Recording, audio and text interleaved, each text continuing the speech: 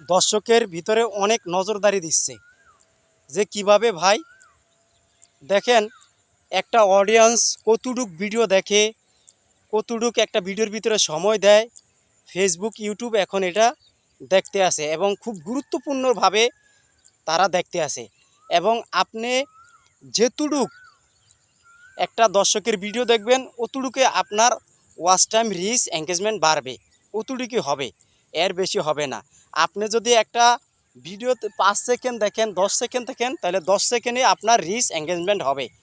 বা আপনি যদি 3 মিনিট যদি দেখেন, তাহলে 3 মিনিটে হিসাব করেন কত সেকেন্ড হয়, অত সেকেন্ড আপনার রিচ এঙ্গেজমেন্ট হবে।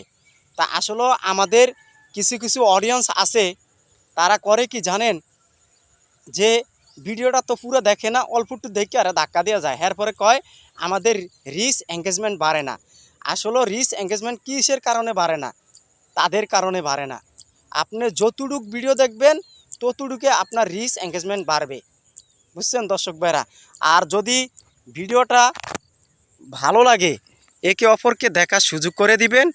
আর চ্যানেলটা ইউটিউব থেকে দেখলে সাবস্ক্রাইবার করে দিবেন, ফেসবুক থেকে দেখলে ফলো দিয়ে রাখবেন। এরকম গ্রামের ভিডিও যদি পেতে হয় সবাই আমাকে একটু সাপোর্ট দিয়ে রাখবেন। আল্লাহ হাফেজ।